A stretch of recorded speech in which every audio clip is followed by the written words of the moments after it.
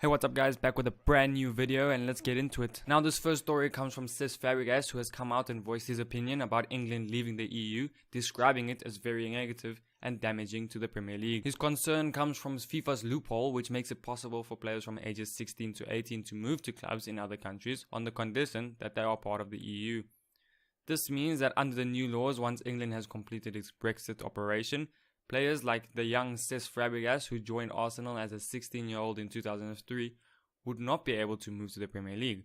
Instead, he would have to wait 2 more years, making him then 18 and able. Now, I was first a bit confused at this and still not 100% sure, but wouldn't they still qualify because 3 years after their 18th birthday they would be 21? But that might not be the case. I found this, which states, clubs will be able to supplement their squads with unlimited additional players under the age of 21 on the 1st of January in the year in which the season commences, which after reading this leads me to thinking that those players will actually only be registered for the first season on the 1st of January of the year they'll be turning 19, unless their birthday is on January 1. Arsenal goalkeeper Petr Cech also voiced his frustration, tweeting out this: "It looks like the biggest decision in the history of the country was made based on fake campaigns and lies." Cech's tweet was aimed at Nigel Farage, the politician, after he told the public that the £350 million they pay to the EU every month would be available to spend and help the country, which after the votes were cast ends up saying this: "A week we send to the EU, which we will no longer send to the EU. Can you guarantee that's going to go to the NHS?"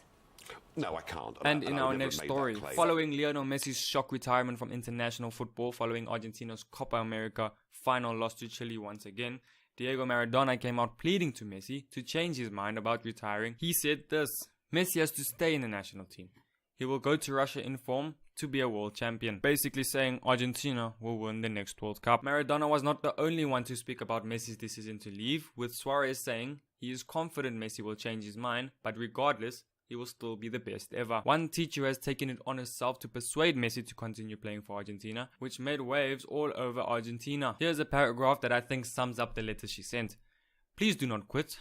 Don't let my students think that this country only cares about winning and coming first. Do not show them that no matter how successful you are in life, you will never manage to keep the rest happy. And worse still, do not make them feel that they must live to make others happy. Do not send them this mistaken message that, despite overcoming so many adversities, fighting from a young age to become the triumphant man you are today, all that is tainted by the critics of those envious people who deep down would kill to be like you." And last, on the Messi front, over 100,000 people have shown their interest in a rally which will be held at the Obelisco with the theme #Don'tGoLeo.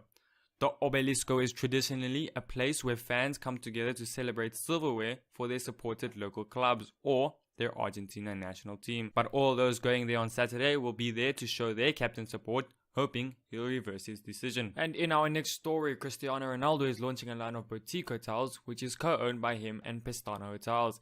It is said that the 3-time Ballon d'Or winner has dumped more than $40 million into the range of hotels, which will have one in Madeira, Lisbon and New York. The Pestana Hotel Group will manage the hotels, with the most sentimental of them being in Madeira, as both Ronaldo and the owner of the hotel group were born and raised there. The hotel in Madeira has 48 rooms and a sort of penthouse which is called the Ronaldo CR7 Rooftop Suite. Ronaldo is excited about the new hospitality venture and says, "My job is to play football, but life won't always be like this. I am thinking about my future, son and family." And our next story comes from Shakira.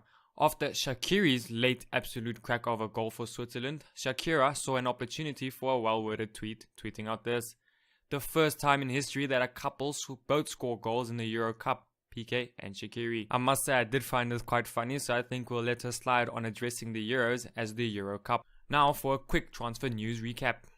Sadio Mane has signed for Liverpool with a fee worth £35 million. Klopp says he has been following Mane since 2012. Unai Emery has signed a 2-year contract with PSG, leaving Seville after having won back-to-back European titles with them. Higuain might be leaving Napoli after his brother revealed he will not renew his contract. And lastly, Manchester United have made an improved offer for Mkhitaryan, apparently to be worth £35 million. And that's it for the news today, guys. Thanks for watching. Leave a like if you enjoyed, subscribe for more, and remember, keep it happy, keep it football.